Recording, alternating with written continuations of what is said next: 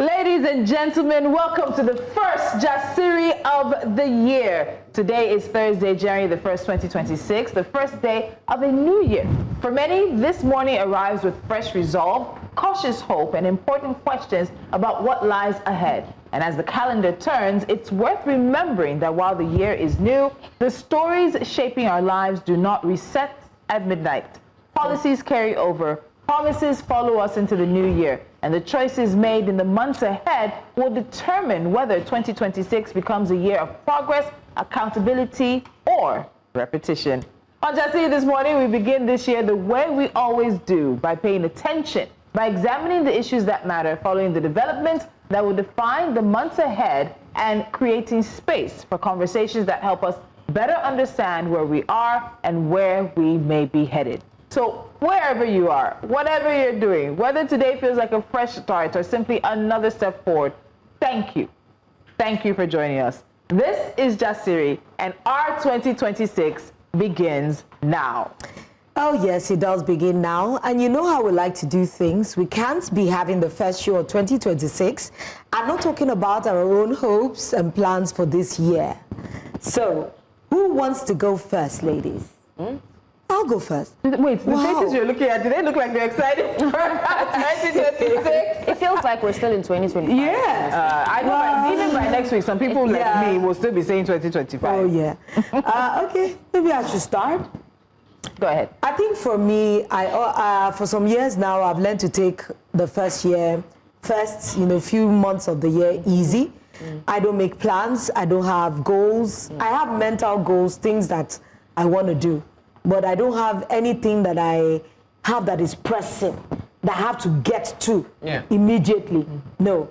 I find that it brings a lot of anxiety. It makes you feel like you are pushing yourself too hard. And at the end of the day, you just find out that almost all the resolutions and things that you resolve to do in the beginning, you end up never doing it. So I just let the year roll in and just see where it points, and I follow. I think I am with you on that. Most times I usually have a New Year resolution, but I don't write them down. I don't. So you don't have a resolution? As long as it stays here and it's not on paper, it's not a resolution. What do I have? Idea. Okay, yes, well, so I've always had that. But this year, I think I just want to go with the wind. Wherever the breeze blows me, just land there. But I'm hoping that it's going to be better than 2025. And I'm hoping that it's going to come with so many opportunities and so many blessings. What if it comes with love? It's part of the opportunity and blessings I'm talking about. Are you praying? It must come with love. It has to. It must. I shall force it to come with love. Now you're telling me. Someone that just said, what did you tell me inside the makeup room with Francisca?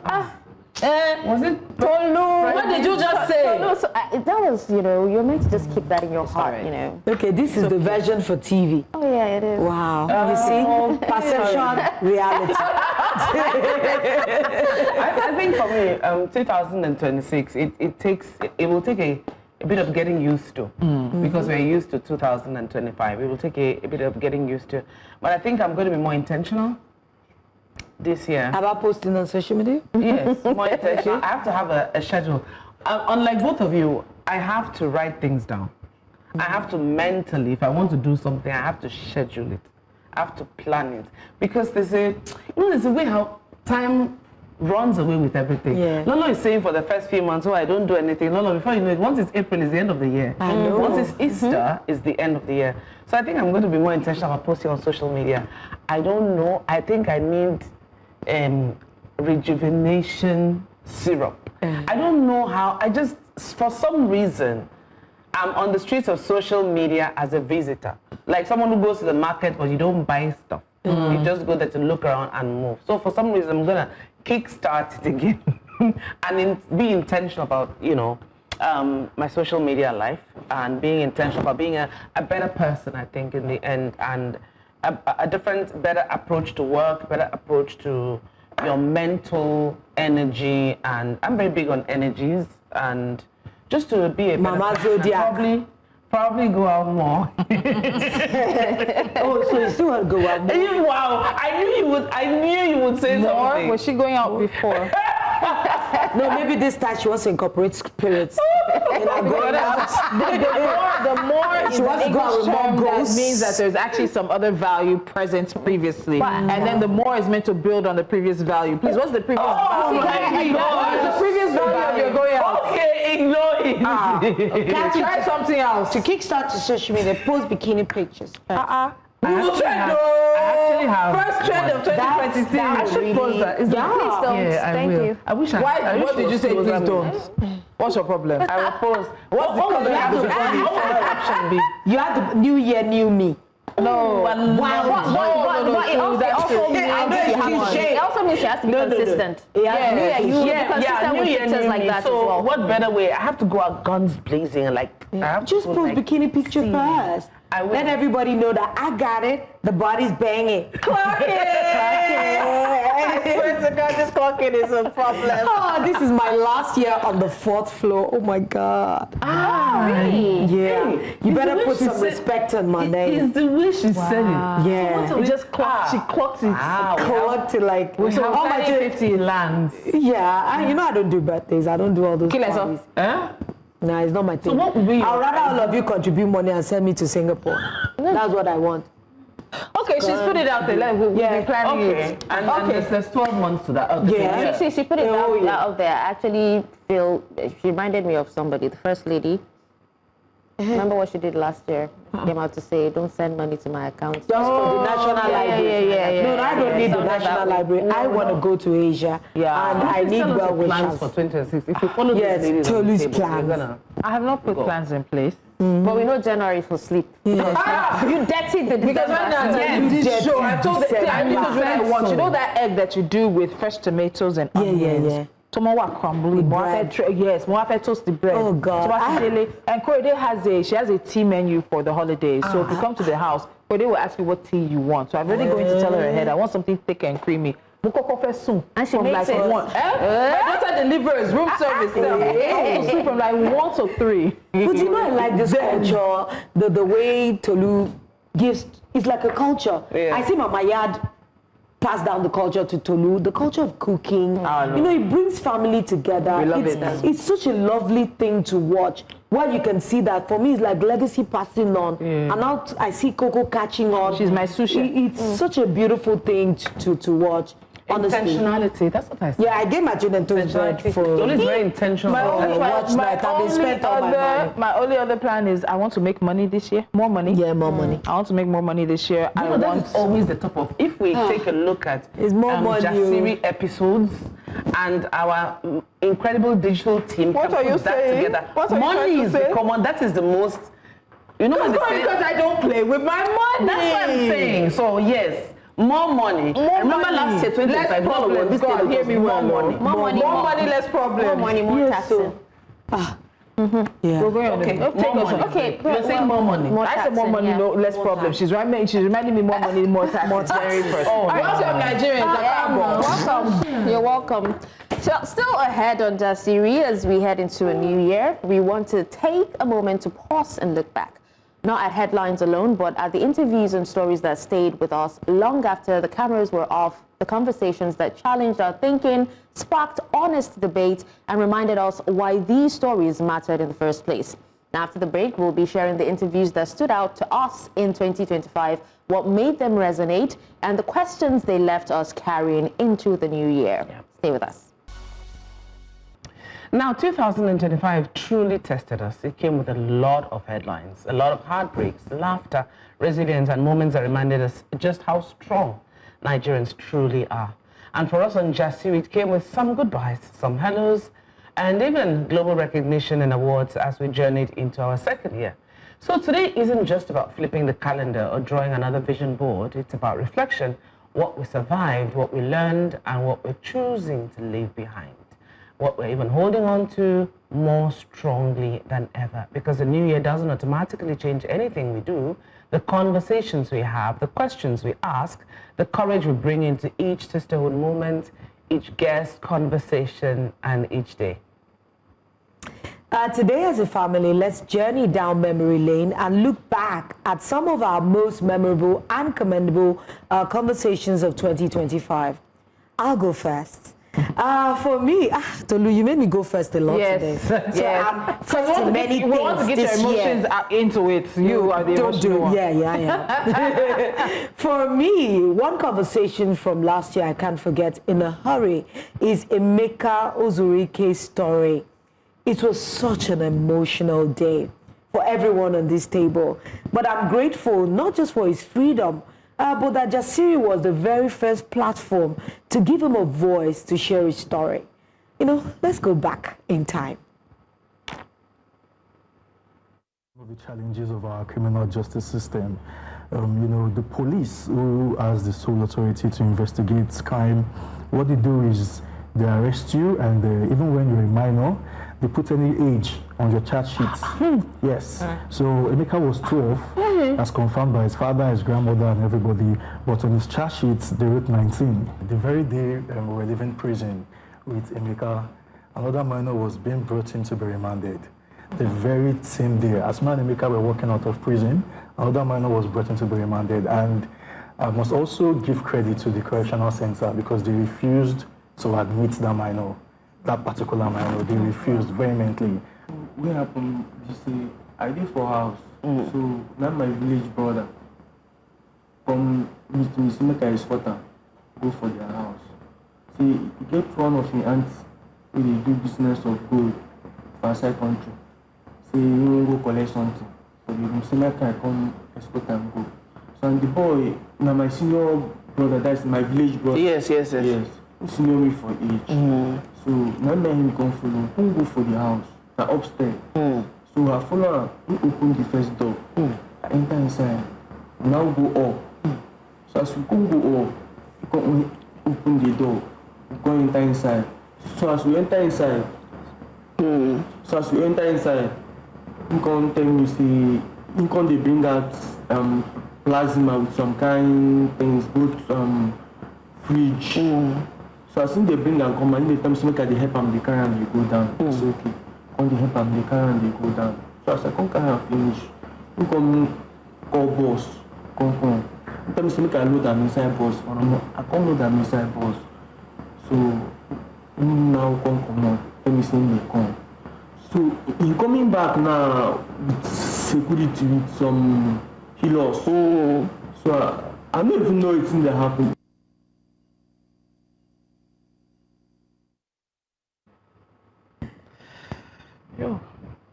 Tolu, I watched from day. vacation. Emeka was 12 years old when he was arrested and detained, and he spent the next 10 years awaiting trial. I think it had to do with the generator or something. What was it that he was accused? They said they stole some of the household. He didn't even know. He was just a street Even if he boy. knew something about it, a 12-year-old should not spend 10 years awaiting trial. A 12-year-old, his age should not be changed on documents to 19 to put him into prison with adults. This, and unfortunately, I remember this story so well because I got in touch with the lawyer when I saw it. His story is not unique. And I think that's what pains me the most. Because I think one of the other stories we took this year about one young girl, I think is it in Niger State, that they were also changing her age, that the lawyer we spoke to said that it was the correctional facility that refused to admit her because she was not 18 plus. So you have this happening across the country where you're picking up children. You're picking them up for crimes you probably know they didn't commit. You're falsifying their ages and you're throwing them in jail with hardened criminals and others awaiting trial. But you know, this awaiting trial situation, the justice is lacking in Nigeria. It is. It's 10 years. It's 10 years. I remember how stupefied all of us were on that. It was a crying day. We all cried. It was unbelievable hearing it from Emeka's mouth. And I think the kicker was that he was so calm. You know, you were almost afraid to ask him, did you suffer any, you know, he had rashes. I think he was just grateful to any be assault out. in prison. You always didn't want to know because you could see that he had gone through a lot and was still just trying to keep it together. And he didn't want to keep any grudge at all because the person who actually implicated him didn't go to prison. No, he didn't go to prison because you know the person paid bail and everything, but he didn't have anyone to support him. It was just his grandmother who he lived with, and it was it's really. And you heard what the lawyer said, that the day they were going to get him out, they were bringing in another child. So as we sit here, so that's what makes me think sometimes when you hear like the whole controversy about something like the presidential pardons and how that situation went, I think to myself, do we really, are we really going to talk about mercy and justice when we have children in jail, when we have hundreds of thousands of people, or double-digit people, let me not get the number wrong, but when we have more people in jails across Nigeria awaiting trial than the people convicted of crimes? Are we really supposed to be talking about mercy and justice and redemption when those situations are right there in front of us? Yeah. I actually think this awaiting trial situation, there's something they need to do about it, because it seems unfair that someone will serve a jail term without an actual conviction. And you're wondering how many of them would have even gone home. And even some of these things are just congesting our prisons. Yes. The real people that should be the ones occupying these cells are not the ones there. They're just filled with... You know, the last time I went to the prison, I told you my experience. It was a terrible state. The hostels were there, their dormitories were small. Many of them were sleeping on the floor. They had bunk beds, but of course it wasn't enough. And the prison was like, I'm like, what are we doing Another thing here? this does is, you know, rather than correct, you know, It hardens them, it hardens those innocent people who, you know, didn't commit those crimes in the first place. So they come out being more vicious because they feel the government has actually, you know, let them down. You know, the state, even the correctional facility has let them down. The letting down, because the prisons seem abandoned. The you know, prison reforms, everything. It's almost as if they're at the bottom rung of the ladder. They're not even. It's not even priority. And the prisons are overflowing with people who don't. Half of the people who are in prison have no business being in prison, staying there for that long. And I think also there is a dearth in knowledge of the law in Nigeria. People don't think, oh, you take it upon yourself to learn the law. There's so many things. If Barrister Alex didn't go in that day, you know, something completely different for something public. And the guy and what's his name? Emeka just went to hustle him for money. Imagine if he had something for food. And then just asked his story. And Alex tells him, what? Come, what's your story? You still have been here 10 years. 10 years, and the barrister just took just a little time to go through his file. And in less than 3 weeks, the boy was out. And so what we also note about that, when we talk about all this awaiting trial and this conversation around it, is we are, I don't know the words to use, we're not a truthful people. We're not a nice people. We're not truthful. Because if you're a prison guard, why are you accepting? Why are you working to falsify? You cannot say you saw Emeka at that age and you say he was 19. And I want to say this: Nigerian prisons, you can change your name to correctional services if your behavior, if what happens internally does not change, nothing changes. Because if let's say, in just playing devil's advocate and laying out, what happened if he was guilty? Okay, fine, he goes in, he's convicted. Where is the correctional thing? Knowing that he's a child, knowing that by the time he comes out, he has to come and meet a society. What have you done to help in terms of rehabilitation? What are the rehabilitory services? So whether you change your name to correctional, you change a rose by any other name, is still a rose. It's still going to smell like a rose. So Nigerian prisons will still have the behavior of Nigerian prisons, even if they change the name to Nigerian Correctional What are they Services. correcting, Tolu? When you go there, you need infrastructure.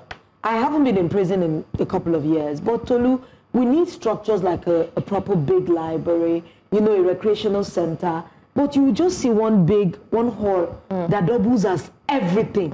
They eat there, they fellowship there, they do everything. There are no... You can be doing adult education. You can be doing handwork, so they're learning handwork when they come out. They can do maybe a carpentry workshop. You know, there's so many facilities that need to be built in, and they need bigger dormitories, for God's sakes, to accommodate the... It's as if this prison is bursting at the seams. I think I've done a report on the prison in Abuja. I'm not sure, I can't remember which one, but I think, you know, you go in and you come out with skills, yes, and all that. So what they do is they actually correct you.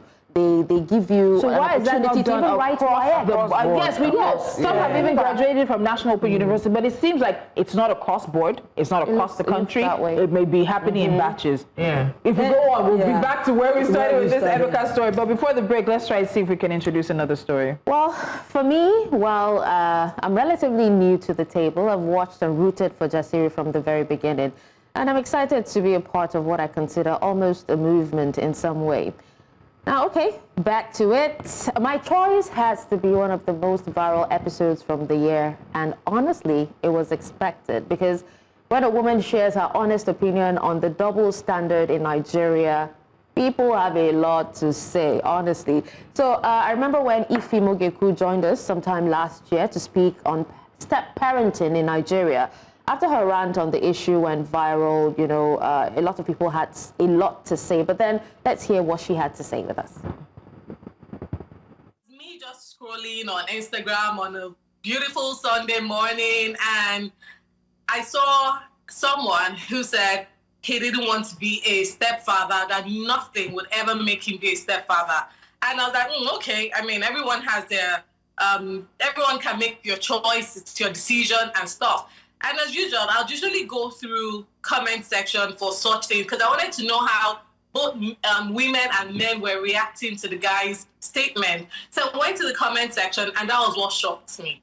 A lot of guys were like, they would never ever be. So they went on to say, now mumu man, they become stepfather and, you know, stepdads and stuff. Most women are stepmoms, most women are stepmoms, and no one overthinks it. It almost seems to be the order of the day. In fact, if she refuses to be a stepmom, then she runs the risk of not remaining married or being labeled, you know, a wicked woman who is not fit to nurture another man's child or stuff. And then just got me thinking, why would men proudly say that, and then women cannot proudly come online and say, I can never be a stepmother. Now, mumu women, they be stepmoms and stuff. Why are women expected to be that? I mean, everyone should make a choice and live with it. No one should be made to feel guilty or pressured for making the decision. If a woman does not want to step into that role, she should be able to say, no, I don't want it. And if it's the end of the marriage,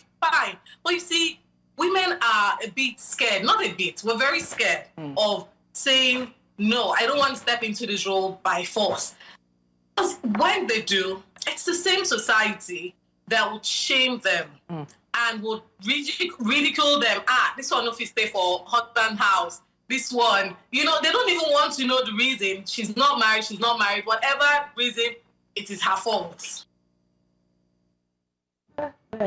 We've had a lot of conversations this thing on this caused ruckus in our comment section. This particular conversation caused a lot of ruckus. And we've had some interesting conversations. I remember that day, I was like, wait, what is Ife saying? I woke up, I was scrolling. I said, what is Ife saying? Okay, I like what she said. Why are they reacting like? I said, no, Ife must come and defend herself. But it is so true what we see across Nigeria. And I think across the African continent, there's expectations that women automatically know how to mother. Even if you and your husband are having your first child, there's some kind of expectation that you somehow know how to mother more than he knows how to father. Meanwhile, it's the first child for both of you. And so that expectation, I think, also goes to women being expected to automatically be nurturing stepmothers, be willing to nurture someone else's children, where men get the right and the very vocal right to say, no, I don't want to carry somebody else's burden. But women are not given that. The expectation is a child, and women are supposed to love all children. It's funny how it's funny and it's shocking to know the mentality of men and women in today's world. This is 2026. It will shock you that there are people, if we still put this conversation on the table, we will have a myriad of comments. Women are just accepting of the fact that it's a woman now, and this pressure of I want to marry. My family says I want to marry. My younger sister cannot marry before me. Who is my younger sister to marry before me? There's just so many unwanted, unneeded energies that don't have any business in this thing. if you decide that you want to be with someone who has a child, whether it's a man or the woman, I think it's a personal decision. Yeah. Everybody, and whether we like it or not, everybody will have a perspective on this. Yeah. We don't have to agree, but do it being comfortable in your spirit, that it is something you're comfortable with doing. Not because, oh, I don't like it, I'm forced to do it, I don't have a choice because I want to marry him or because I want to marry her. As a man, whether we like it or not, I keep saying on this table, I say the world is evolving. Yeah. And I think Gen Zs, they are not having forward are not having it. They're not having it. There are so many conversations now. I don't know whether you guys saw that. A young girl of 26 says she's not thinking of getting married. Yeah, I think I saw that. She doesn't want to be a parent. And the challenge, another thing that's about this thing is the fact that no matter what a woman does, she never will come out on the good side. Everybody's experience from what people said, no matter how wonderful a mother, you mother another person's child, there will always be that lack.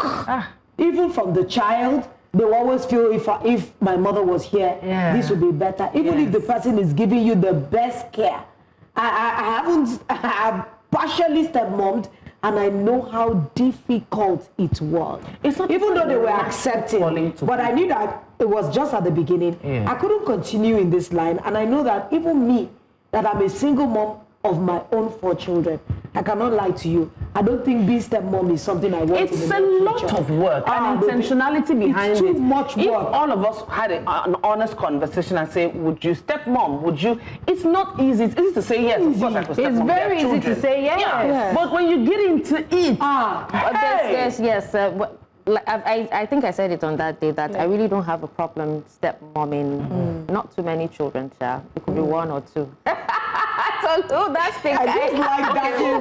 When she does this, she'll drop a bomb. Not sure about that. I want to ask her, stepmomming the children before you had a child, before you had a baby of your own, or no? Because I've said it that okay, there's no way you can actually love the man you're married to if he has kids and not love the children in return.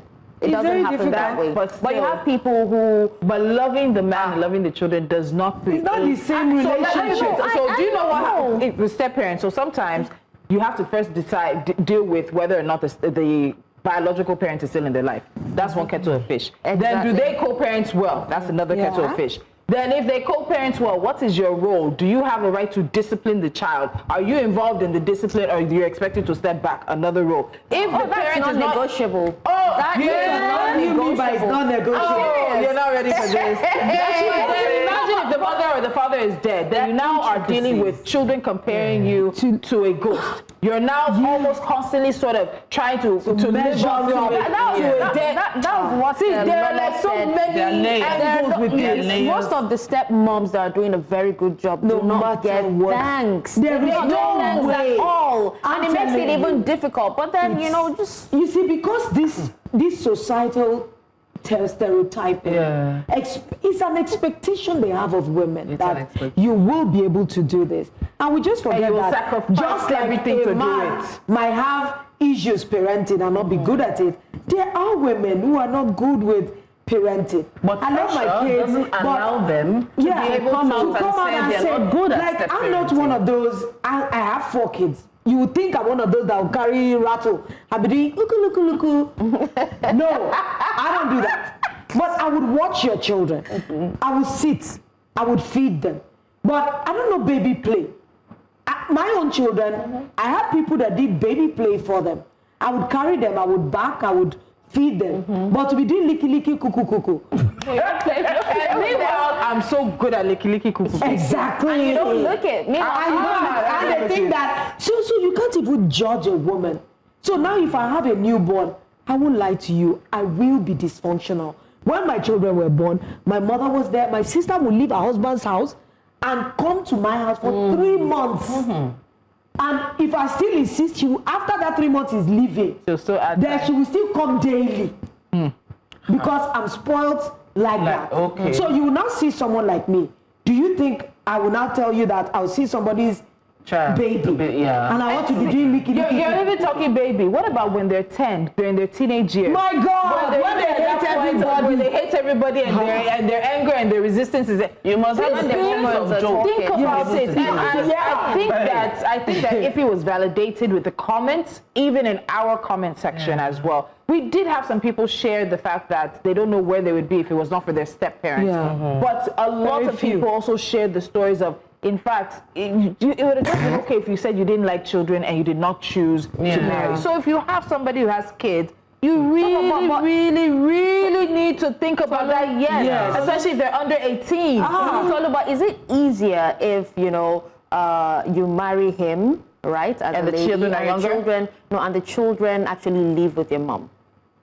The dynamics of these things you put, I am telling you, every scenario comes with maybe different. A few weeks, a few days. Even if they come for a few days, have you seen how hostile children can be? And then what happens when you have your own kids and they come? When they have your own kids and they don't like your kids, they don't like.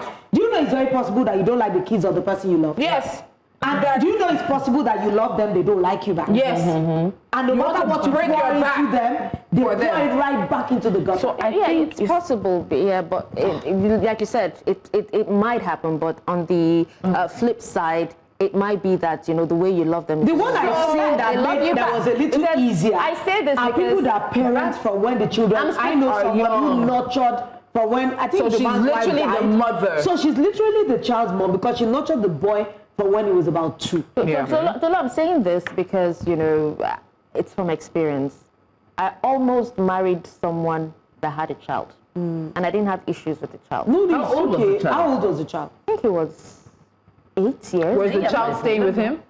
No, it wasn't. So for men, it tends to be easier. They're not, even when relationships break, it's not to say it's all situations, but men tend to be able to be the parent that's able to step back and show up when they choose. Listen, so you'll give holidays, you'll get skinny, but it's not the same as the child living with you and you having to be primary and co-primary. And do you know that this situation you just narrated, do you know sometimes the mom might not have lived with the child, but when you come into the play, it brings the all child of a sudden, because he now has somebody to take care of the child. And you know that is a new industry. Yes. For you, for him. And the child. And the child. The child will be used to go to single daddy's home. All of a sudden, there's somebody else in single daddy's home. And daddy's able to now play daddy because my ex-husband is not married. Neither am I. So there is no woman to terrorize my kids. There are layers of this conversation. There are. Nobody's saying that it's not a win-win. It can be a win-win, but the two parties involved have to all hands on deck kind of parenting style. You can't leave it to your wife to navigate the waters for you. We're talking separate. Do you know how difficult it is for someone to help you discipline? There's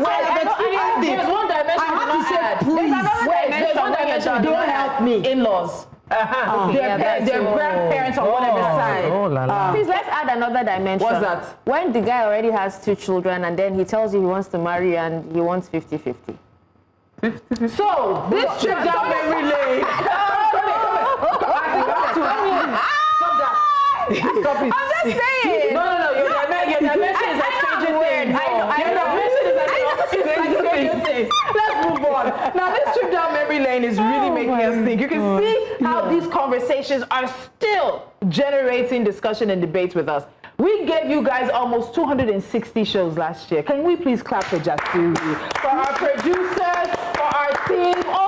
I have to go and count. We worked hard. 260. So a year has 261 working days. I said almost 260 because every once in a while you get interrupted, live coverage. So we gave you almost 260 shows last year. And there is something for someone to take away from every single one of them. Now let's keep this going. So picking just one favorite episode for any of us has been really hard. And you know it's Jasiri, you don't play. So let's see if I can break the rules in the time we have left because there's not a lot of time. This one takes us to a friend of the house and one of the co-hosts of A Place at the Table who dropped so much wisdom while sharing her opinion on surrogacy. Now this conversation came after people came for Toke Makinwa last year when she announced the birth of her daughter, Yaya. This is Funke Treasure on Jasiri. I don't care what you think.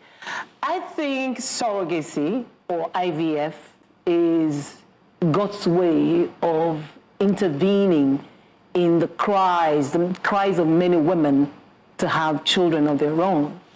those who have it naturally, who have children naturally, don't understand what it means to seek what we call the fruits of the womb in Nigeria. They can't fathom it. So if you find solution in IVF or surrogacy, it is foolish, and I will use that word foolish, of anybody to sit in their own homes and hold their own phones and start, writing that this is sinning, this is this, this is that. There are different ways of getting surrogacy. I know a friend, she's passed on now. She struggled so much with IVF, and then I think she did it like 5 times, and then she did surrogacy, and that pregnancy came. The surrogate mother lost that pregnancy. And she had dealt with fibroid for a while. So the doctor said, okay, it was a new doctor. It's like, why are you not carrying it yourself? Oh, like, she's done IVF many times, it's failed.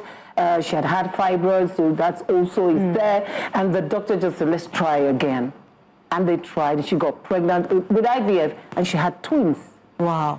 A set of twins. She had those babies in Canada. She's passed on now. When they were 6, she had, and then she passed on. So somebody is sitting down there and saying God is not in this. How? Oh my God. So it's not that the topic is funny, but our MD just came to flay us right now. And we'll get to that before we wrap up this show. And ladies, check the group. Just a bit of what the MD has said. So in terms of that conversation, it was just a very, very interesting one. But before we get into that, let's quickly also bring back Nancy Ume, who was on Jasiri, to talk about her own surrogacy journey. Unfortunately, we don't have that, so let's keep going. We'll talk about this in just a moment. My second pick, because I get to pick 2. My second pick, I get to pick 2. I know it's going to pinch you guys, because the look on my face on live TV. Sometime in July last year, we interviewed Barrister Bridget Ayanfulu, representing Oshimili South in Delta State House of Assembly, after the state enacted a new ban on indecent dressing. We'll get to what she said. We'll come back with what she said after the break. We'll talk, and then we've been told to redo our New Year's resolutions. We'll do it again. Stay with us. The law says when you expose your private parts, they privately where ordinarily you're supposed to cover up. When you see a young lady with all her tummy out, part of her breast, or you see a young man with a sagging knicker, showing his spines and all that, those are indecent dressing. Those are very indecent. It's indecent exposure. And I do not think that it is direct targeted at only the female gender. The law is for both gender. The law is for both gender. If you must wear those things, use it in your bedrooms, in your home, not in the public. There's no basis for any argument. We are talking about dressing decently. And every normal person will know that when you dress properly, the world will see that you're properly dressed. We don't need to argue that. We are not going to also borrow other people's culture because we want to talk about our fundamental human rights. If you look at the Constitution, you find out that what the Section 29 is trying to avoid is also in the Constitution. So nobody has infringed the rights of anybody. Nobody has infringed the rights of anybody. And we are not talking about dreadlock here. We are talking about the way we dress. And you're not going to take because you feel that you have fundamental human rights, you do whatever you like at the detriment of others, and then destroying different homes and all that. You come out of the streets and dress anyhow, and tomorrow somebody says, oh, I have been raped because I was wearing something that was showing my breast. It didn't cover my this. That is wrong. We don't need to defend it. Let us do the right thing, and then let's have sanity in our society. And that's what the state is trying to do. If you have to live in Delta State, you must be properly dressed. And then sanity is demanded. We must have sanity in Delta State. Don't come in with any character. My face has not changed from that day. I was so listening to it back again. I now heard another comment she made about dressing and then destroying people's homes. And I didn't catch that then. I ended up focusing on her comments and her justification, literally, of rape being tied to dressing. But I just heard it now. She said, you dress how you want to dress, and then you're going around destroying people's homes.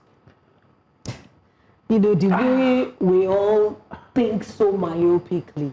I don't think myopically. It's not us, but when you hear the comments that some people make, you're wondering that, are they existing in this world that we're living in? I don't think there's anything that we can say that can ever just. She's a lawmaker in Delta State, and she was saying this is not about fundamental human rights. Right. And then she said, and then when a girl is raped, you come and say that you were raped, saying you were exposing your breast, saying you are exposing your tummy. If only you could have seen our reaction in the studio here when to think that it still has the same effect. Yeah. You understand? It still has the same effect as it did when we first had a chat with this woman. And for the life of it, some things you just shake your head and say. So I think Dashin is hearing it for the first time. Yes, I am. And I think a lot of people who actually heard or listened to her feel the same way I feel. Like, I just zoned out. Yeah, you can't, but the problem is we can't zone out of people like her. She's a lawmaker. Then she happens to be a female lawmaker, so their numbers are still going to be lower than the male lawmakers in any state house of assembly. Don't forget that there are 5 states. Hello, let's not forget that there are about 5 states in Nigeria that don't even have a female lawmaker. So there's no female in the room. Then when you now have females in the room, where the legislation is being made, where the justifications for the laws and the policies are being made, you do have that 1, 2, or 3 women in the room, we get this. Hey, it makes you wonder why you're even fighting for them in the first place. You're not fighting for them. You're fighting for everybody. I think you're fighting for friends' children, friends' daughters, your nieces and nephews, your nieces and grandchildren coming in the future. That's what we're fighting for. I think this is a great premise with which we can now rework our plans for 2026 or honestly. The thrust or what we want to do in 2026. Now there has to be a focus. When you have the limelight, when you are in the spotlight, you go for a show, you are performing, that spotlight is on you. Now we are going to bring on this table, that spotlight concerning women. Yes. Yeah. Because based on what this woman, it has triggered me, well, in a good way, because now we're saying that, okay, this is what we're going to, any matter concerning women now, on this show, Jasiri 2026, we are not going to take it sitting down. So we're just telling you in advance to just get with the program. Yeah. Honestly, anything that concerns. Honestly, and we heard a lot. This table talked domestic violence, femicide so much last year, and it seems that the numbers are not even depleting at all. Everybody, here and day in, day out, you are hearing stories of children being abused, women dying, being beaten by men, and all these stories.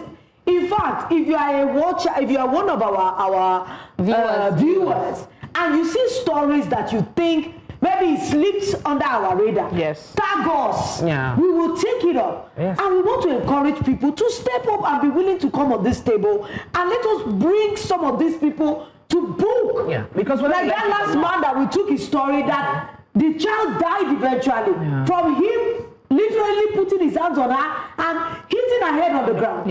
And she died. After the community had said that this person should not even be made, a prominent person in their security agency in their state. Those are the kind of stories that give me the. Hamdia. How many times did we talk about Hamdia on this table? A young woman in one of the northern states in Nigeria who spoke out about what the governor was doing or not doing, and have found herself kidnapped, raped, assaulted.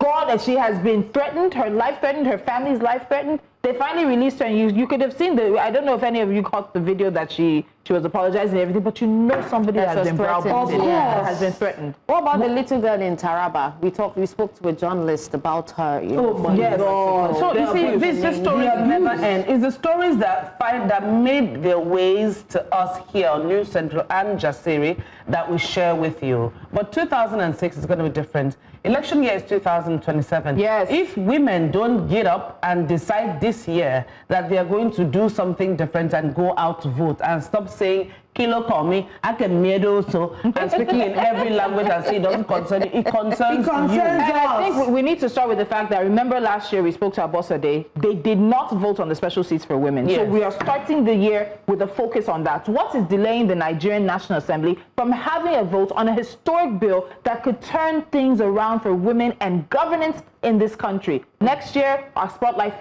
falls on the National Assembly first. Let's have that conversation. This year. Indeed. This year. I said I'll just be the first one to make the decision. So we're rolling the dice. I love the energy. And this brings us to the end of the very first Jasiri of 2026. This year.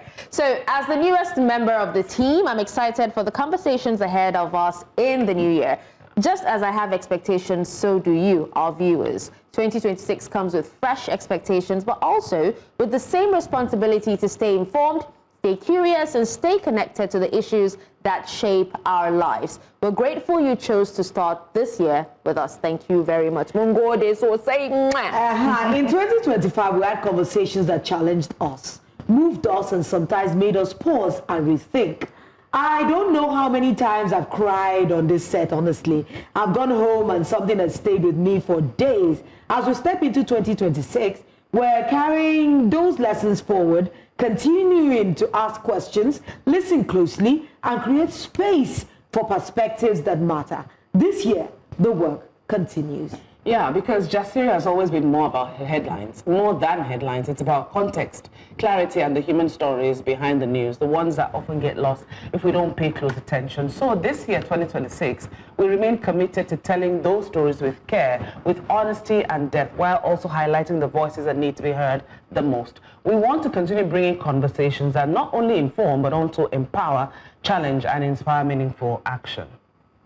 And so, from all of us here on Jasiri, thank you for your trust, your engagement, and for being part of this journey with us. We look forward to the conversations ahead, the questions still to be asked, and the stories yet to be told, the moments that will shape our year and our understanding of the world around us. We look forward to more awards for Jasiri. We look forward to more. Here's to a year of clarity, courage, and connection. Happy New Year to you and yours for the Happy New Year!